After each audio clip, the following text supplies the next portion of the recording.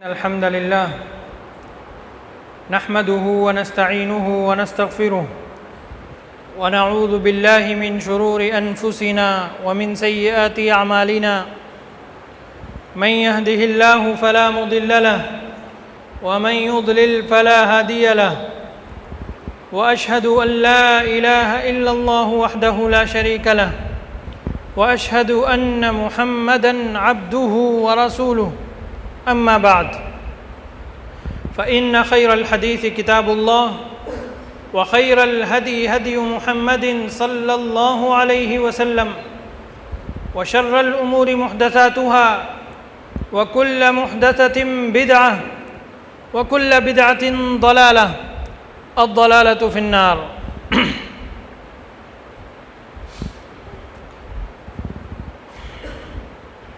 سب طرح کی حمد و ثنا، بڑائی، کبریائی اور پاکی صرف اور صرف اللہ رب العالمین کے لیے ہی لائق و زیبا ہے، جس نے ساری کائنات کو بنایا اور خاص طور پر انسانوں کو بنایا، اور انسان کو بنانے کے بعد اسی نے انسان کی جسمانی اور روحانی ہر طرح کی بھرپور غذا کا انتظام فرمایا۔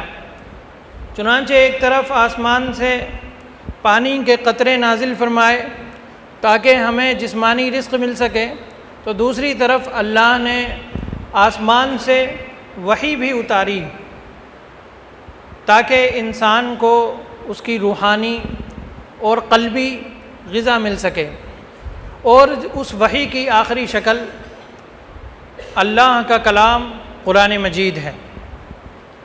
رحمت و سلام نازل ہوں تمام انبیاء اور نیک بندوں پر، خصوصاً آخری نبی احمد مجتبیٰ محمد مصطفیٰ صلی اللہ علیہ وسلم پر۔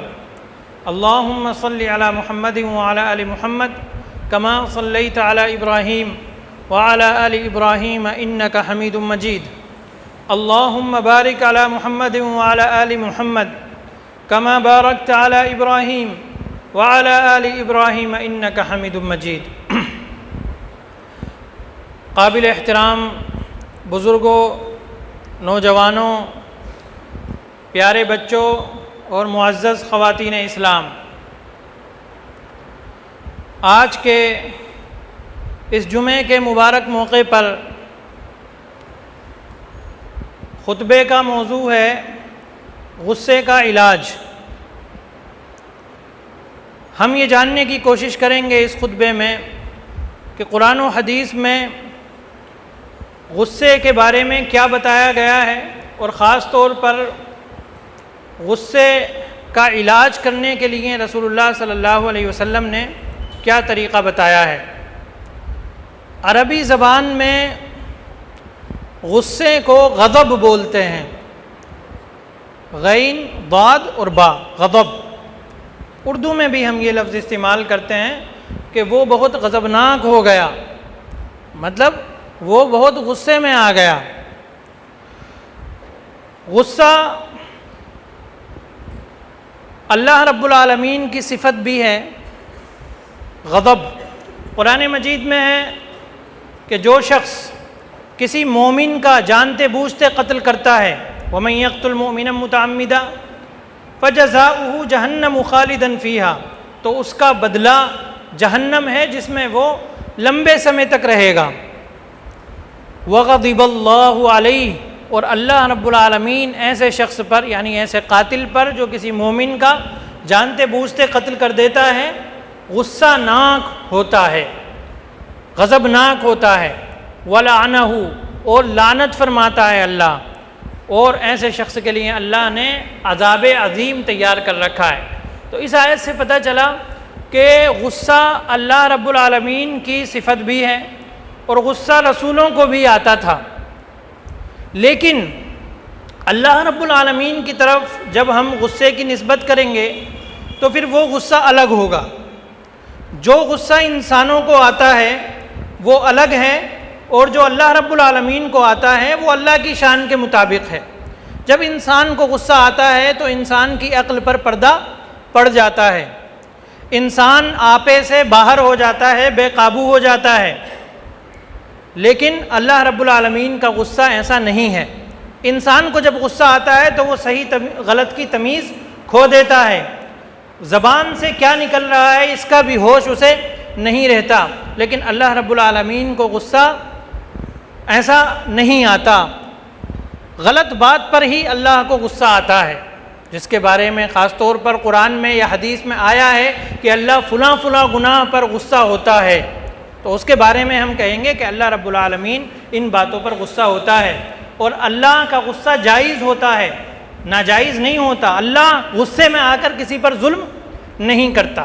تو یہ ایک بات ہوئی کہ اللہ رب العالمین کو بھی غصہ آتا ہے، لیکن اللہ کا غصہ اور انسان کے غصے میں فرق ہے۔ اللہ کا غصہ اس کی شان کے مطابق ہے اور انسان کا غصہ اس کی ناقص خلقت کے مطابق ہے۔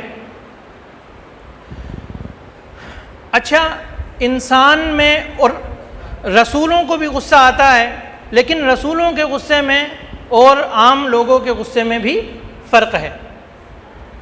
رسولوں کا غصہ بہت کم قابو سے باہر ہوا ہے، نہ کے برابر، اور اس میں بھی انہوں نے کوئی خلاف شرع کام نہیں کیا ہے۔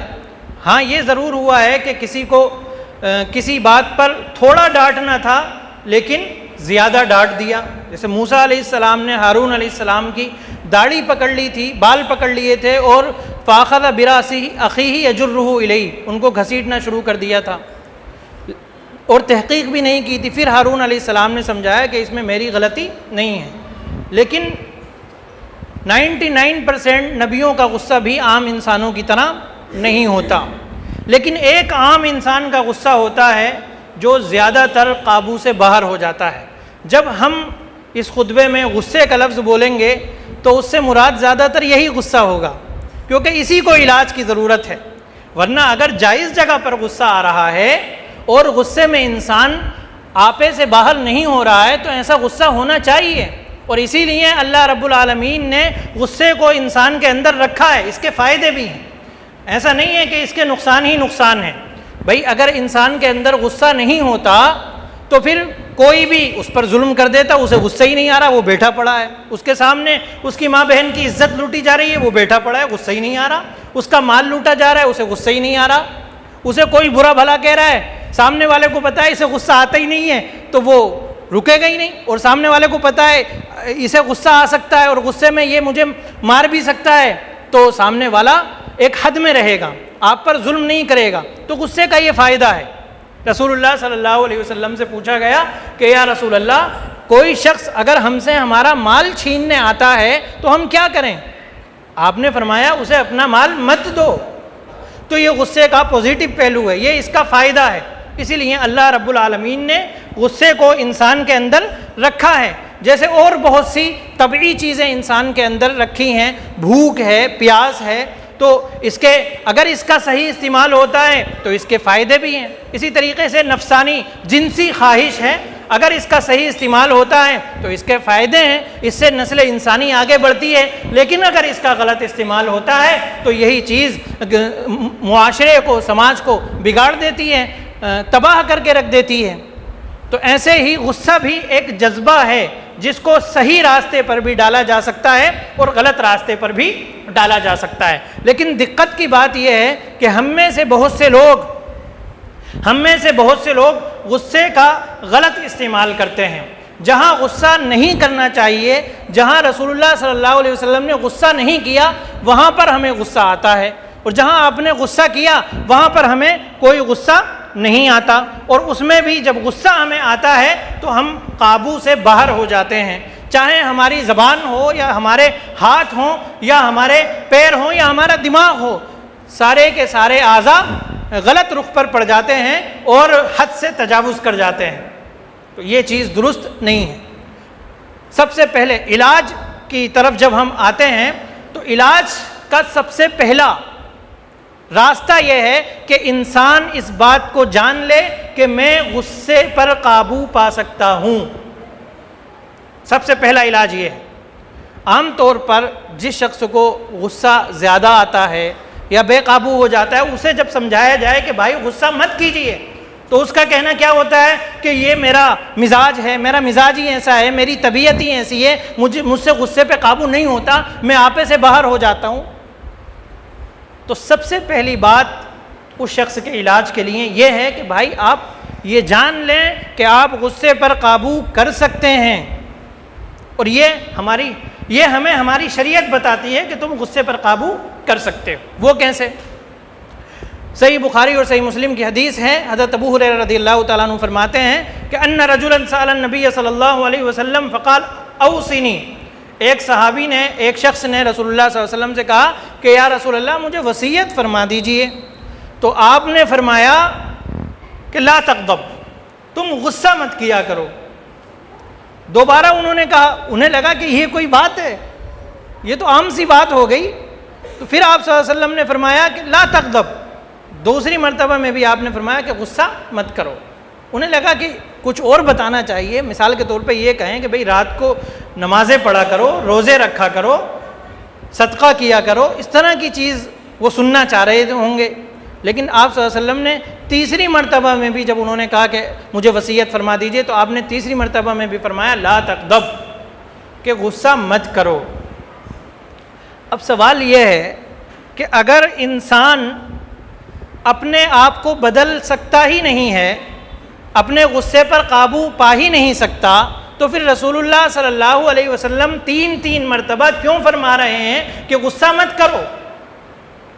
اگر ہم یہ مان لیں کہ انسان اپنے غصے کو، اپنی طبیعت کو، اپنے مزاج کو نہیں بدل سکتا، تو اس کا مطلب یہ ہوا کہ رسول اللہ صلی اللہ علیہ وسلم کی حدیث بیکار ہے۔ پھر تو یہ ہوا نا کہ آپ کی بات کا کوئی فائدہ نہیں ہے، جبکہ ہم یہ مانتے ہیں، ہمارا یہ ایمان ہے کہ اللہ اور رسول صلی اللہ علیہ وسلم نے جو بات بھی ارشاد فرمائی ہے وہ بے فائدہ نہیں ہے، وہ فائدے سے خالی نہیں ہے۔ جب آپ نے یہ فرمایا کہ تم غصہ مت کیا کرو، تو اس کا مطلب یہ ہوا کہ انسان اس کام کو کرنے پر قادر ہے، کیونکہ یہ عام شریعت کا اصول ہے۔ اللہ تعالیٰ نے قرآن مجید میں کئی مقامات پر فرمایا لا یکلف اللہ نفسا الا وسعها، کہ اللہ انسان کو اتنا ہی مکلف بناتا ہے، اتنا ہی بوجھ اس کے اوپر ڈالتا ہے جتنا وہ سہ سکتا ہے، جتنے کی وہ طاقت رکھتا ہے۔ اب 5 نمازیں ہیں، 5 نمازیں انسان بآسانی پڑھ سکتا تھا، اسی لیے 5 کا تو حکم دیا گیا، 50 نمازوں کا حکم نہیں دیا گیا، کیونکہ اس میں مشقت ہو جاتی انسان کے اوپر۔ اور رسول اللہ صلی اللہ علیہ وسلم نے ایک موقع پر فرمایا کہ اگر مجھے امت پر مشقت کا اندیشہ نہیں ہوتا کہ یہ امت مشقت میں پڑ جائے گی، تو میں انہیں ہر نماز کے وقت مسواک کا حکم دیتا۔ لیکن کیوں حکم نہیں دیا؟ کیونکہ آپ کو پتا تھا، آپ کو لگتا تھا کہ یہ امت مشقت میں پڑ جائے گی، لیکن اس کے باوجود آپ نے غصے پر قابو کرنے کا حکم دیا ہے۔ پتہ یہ چلا کہ انسان غصے پر قابو پا سکتا ہے، اپنی طبیعت کو بدل سکتا ہے، اپنے مزاج کو بدل سکتا ہے، اور یہ ہوا بھی ہے۔ صحابہ کرام کے مزاج میں کیا تھا؟ ایمان لانے سے پہلے، قرآن نازل ہونے سے پہلے شرک ان کی طبیعت میں گھسا ہوا تھا، لیکن قرآن مجید اترا، رسول اللہ صلی اللہ علیہ وسلم نے اللہ کی توحید کا پیغام عام کیا، تو سب نے اپنے مزاجوں کو تبدیل کر لیا۔ تو مزاج تبدیل ہو سکتا ہے، لیکن مزاج تبدیل ہونے کا ایک اسٹیپ ہے، آپ فوراً مزاج میں نہیں گھس سکتے۔ مزاج میں آپ کو گھسنا پڑے گا عقل کے راستے سے۔ پہلے آپ اپنی عقل کو سمجھائیے کہ یہ کام ہو سکتا ہے۔ جب عقل کسی بات کو مان جاتی ہے تو پھر ہمارا مزاج بھی اسی حساب سے ڈھل جاتا ہے، اور ہمارے باقی اعضاء بھی اسی حساب سے کام کرنے لگتے ہیں۔ اب آپ کے مزاج نے، آپ کی عقل نے یہ بات مان لی کہ 2 رکعتیں پڑھنے سے اللہ رب العالمین بہت زیادہ ثواب عطا فرمائے گا، تو خود بخود انسان ان 2 رکعتوں کی طرف لپک پڑتا ہے۔ انسان کے دماغ میں یہ بیٹھ گیا کہ صبح سے شام تک اللہ کے لیے بھوکا رہنے سے اللہ رب العالمین اجر عظیم عطا فرمائے گا، تو وہ مشقت کا کام ہے، وہ مزاج کے خلاف ہے، کیونکہ 11 مہینے انسان کھانا کھاتا ہے، صبح کو بھی، شام کو بھی، دوپہر کو بھی، اور جب اسے فرصت، جب کوئی چیز سامنے آتی ہے تب وہ اس کا منہ چلتا رہتا ہے۔ لیکن رمضان آتا ہے تب انسان جب یہ سمجھ لیتا ہے، اس کا ایمان ہوتا ہے اللہ کے وعدے پر، تو روزہ رکھنا اس کے لیے آسان ہو جاتا ہے۔ مزاج کے خلاف بات ہے۔ تو غصہ، اسی طریقے سے غصہ مزاج کے خلاف ہو سکتا ہے کسی شخص کے، غصے پر قابو کرنا، لیکن وہ اس پر قابو پا سکتا ہے کب؟ جب وہ یہ جان لے کہ اللہ کے نبی صلی اللہ علیہ وسلم نے غصے سے منع فرمایا ہے، خاص طور پر برے غصے سے۔ غصے کی دو قسمیں بنیں گی، ایک غضب محمود یعنی اچھا غصہ جو اچھی جگہ پر ہو، جو اچھے طریقے سے ہو، جس میں حد سے تجاوز نہ ہو، اور ایک غضب مذموم جو غلط جگہ پر ہو اور غلط طریقے سے ہو۔ اور دوسری بات یہ کہ انسان کو یہ جاننا چاہیے کہ غصے میں کوئی بھی بھلائی نہیں ہے، غضب مذموم میں، برے غصے میں کوئی بھی بھلائی نہیں ہے، اس میں برائی ہی برائی ہے۔ جب وہ یہ جان لے گا تب بھی اسے اپنے آپ پر، اپنے غصے پر قابو رکھنا آسان ہو جائے گا۔ آپ ایک سروے کر لیں، جتنے جیل میں چلے جائیں، جیل میں جا کر لوگوں سے ملاقاتیں کریں، کسی نے قتل کیا ہوگا، کسی نے کوئی واردات کی ہوگی، کسی نے کوئی واردات کی ہوگی، اور اسی طریقے سے جن لوگوں نے طلاق دی ہے آپ ان لوگوں سے مل لیں، ان سے پوچھیں، جن لوگوں کے رشتے بگڑے ہیں، قریبی رشتے جن کے بگڑ گئے ہیں، بھائیوں سے تعلقات خراب ہو گئے ہیں، ان سے جا کے آپ پوچھ لیں، ماں باپ سے جن کے رشتے خراب ہو گئے ہیں ان سے جا کے پوچھ لیں کہ آپ کا یہ معاملہ کیسے بگڑا تھا۔ جیل میں جا کے پوچھیں کہ آپ نے جب قتل کیا تھا تو کیسے کر دیا تھا، تو وہ کیا کہے گا کہ غصہ آیا تھا مجھے، غصے میں نے اس کے گولی مار دی تھی، غصے میں نے تھپڑ مار دیا تھا، یا غصے میں نے ایسا کام کر دیا تھا، ویسا کام، غصے میں طلاق دے دی تھی، غصے میں ماں باپ کو برا بھلا کہہ دیا تھا، یا بھائی کو ایسی بات بول دی تھی، اس سے برداشت نہیں ہوئی اور تب سے آج تک تعلقات خراب ہیں۔ تو یہ ہے غصہ، یہ ہیں غصے کے نتائج۔ جب صحیح جگہ پر غصہ نہیں ہوگا، غلط جگہ پر ہوگا اور حد سے تجاوز کر جائے گا، تو پھر یہ غصہ انسان کا ہر تعلق خراب کرنے کے لیے کافی ہے۔ فیملی بھی خراب کر دے گا اگر فیملی کے استر پر غصہ ہے، اور سماج کے استر پر غصہ ہے تو سماج کو بھی تہس نہس کر کے رکھ دے گا۔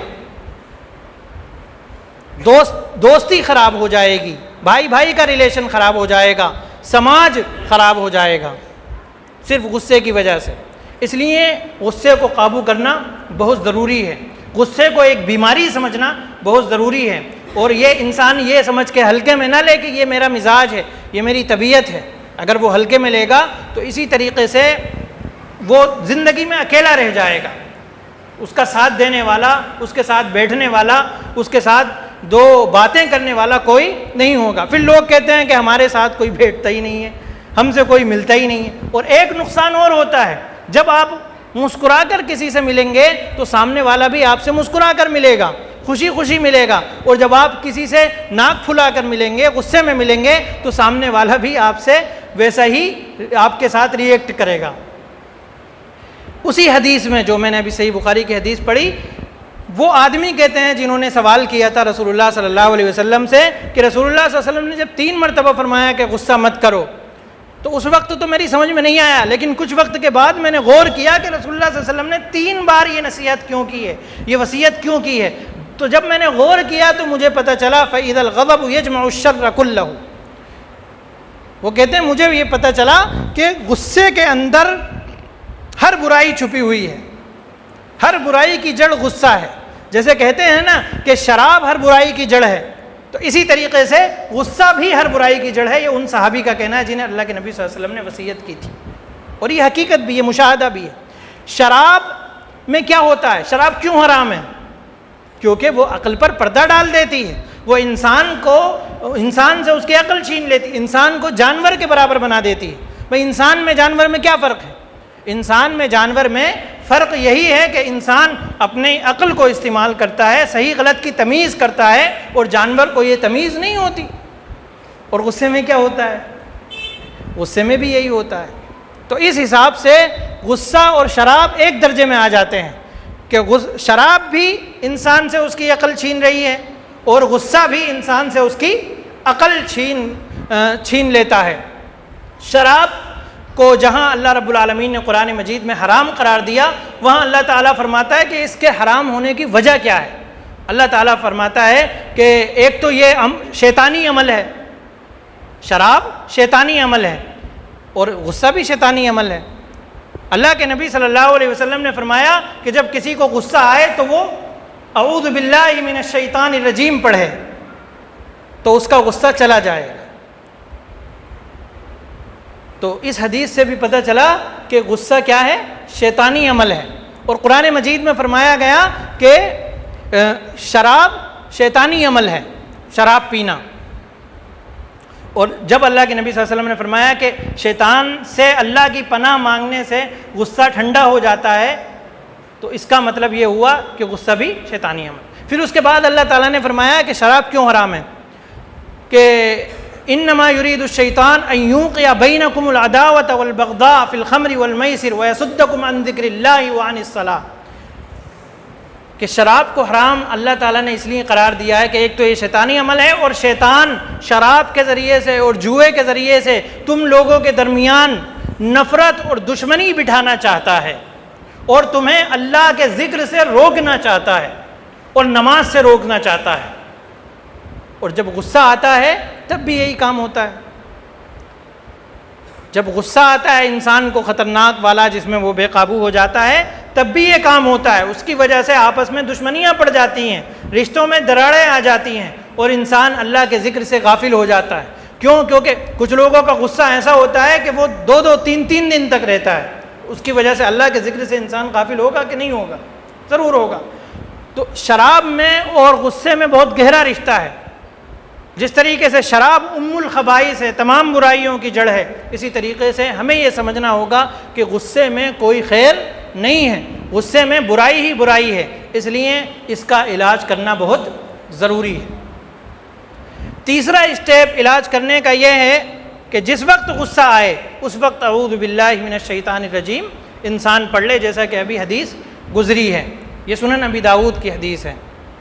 اور اسی طریقے سے چوتھا اسٹیپ غصے کے علاج کا یہ ہے کہ جب انسان کو غصہ آئے تو وہ خاموشی اختیار کر لے، اپنی زبان نہ چلائے۔ اللہ کے نبی صلی اللہ علیہ وسلم نے ارشاد فرمایا اذا غضب احدکم فلیسکت، کہ جب تم میں سے کسی شخص کو غصہ آئے تو اسے خاموشی اختیار کر لینی چاہیے۔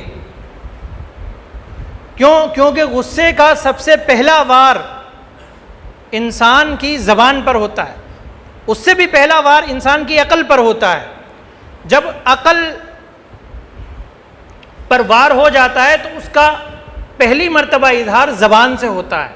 اگر انسان نے زبان کو لگام دے لی تب تو ٹھیک ہے، پھر وہ زبان سے ہوتے ہوتے ہاتھ پر آ جاتا ہے، پاؤں پر آ جاتا ہے، پھر معاملہ حد سے آگے بڑھ جاتا ہے، بے قابو ہو جاتا ہے۔ تو اس لیے اللہ کے نبی صلی اللہ علیہ وسلم نے فرمایا کہ پہلے ہی لمحے میں انسان اپنے آپ پر قابو کر لے، زبان سے غصے کو آگے جانے ہی نہ دے۔ اذا غضب احدکم فلیسکت، کہ جب انسان کو غصہ آئے تو وہ خاموشی اختیار کر لے۔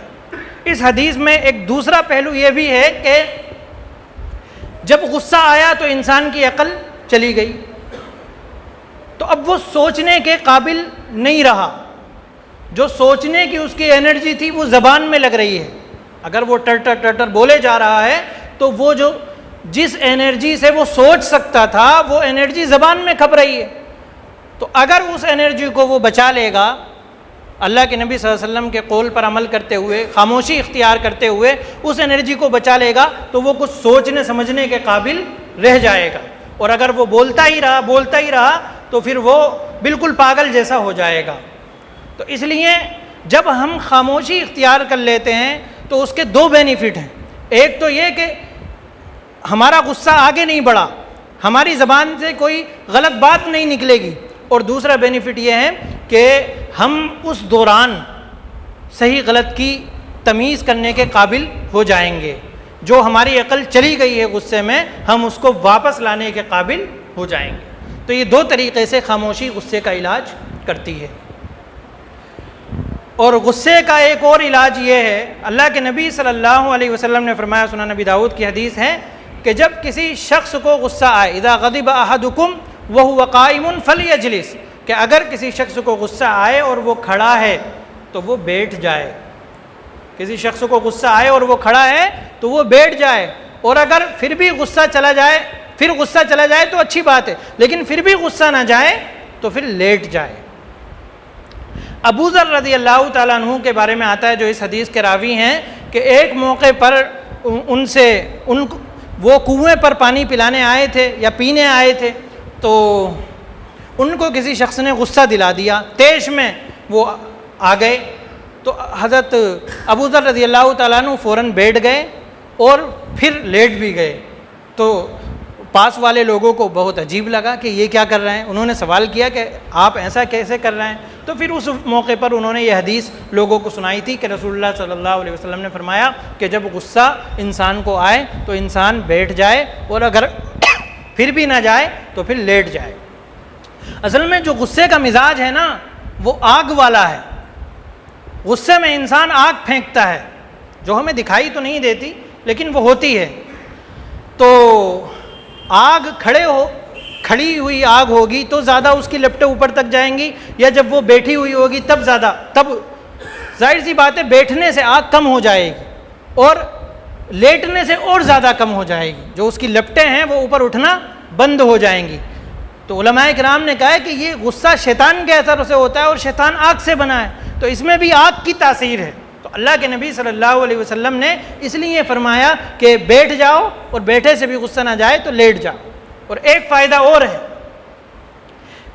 اور ہے کہ انسان جب کھڑا ہوتا ہے تو وہ اپنے ہاتھ پیر چلانے کی پوزیشن میں زیادہ ہوتا ہے، وہ ہاتھ پیر چلانا چاہے تو چلا سکتا ہے، لیکن جب وہ بیٹھ جاتا ہے تو ہاتھ پیر چلانے کی پوزیشن میں کم ہو جاتا ہے، اور لیٹ جاتا ہے تو بالکل ہی وہ ہاتھ پیر چلانے کی پوزیشن میں نہیں رہتا۔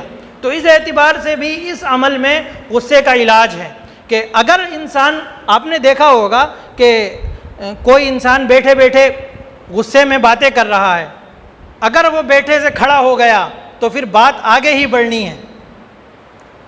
اگر وہ بیٹھا رہا تو آپ امید کر سکتے ہیں کہ اس کا غصہ شانت ہو جائے گا، لیکن اگر وہ کھڑا ہو جاتا ہے تو مشاہدہ یہ ہے کہ بات پھر آگے بڑھی جاتی ہے۔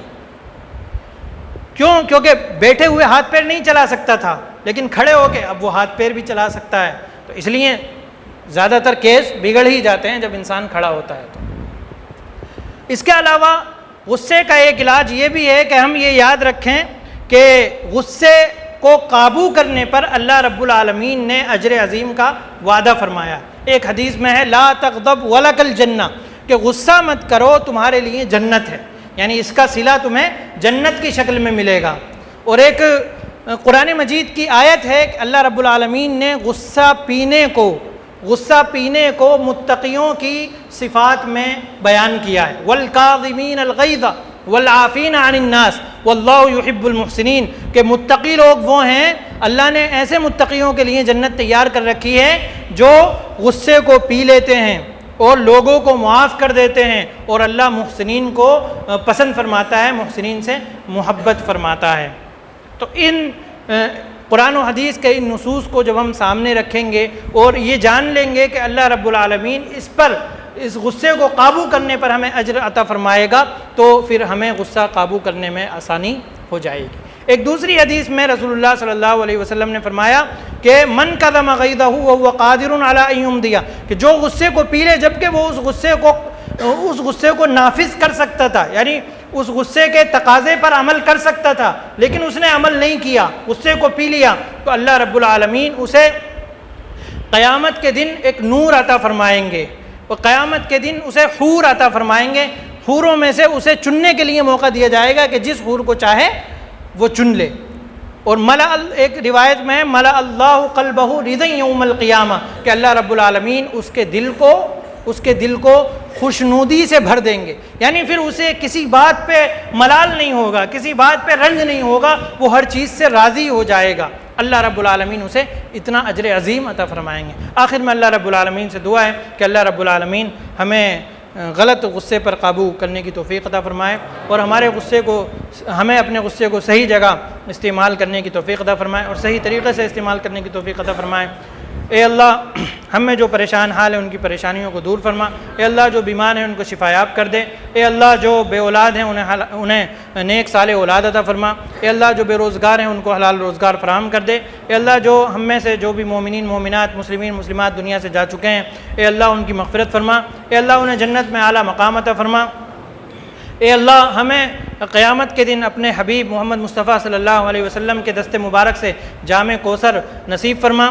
اے اللہ ہمیں ہماری دعاؤں کو اپنی رحمت کے صدقے طفیل میں قبول فرما۔ آمین۔ وآخر دعوانا الحمدللہ۔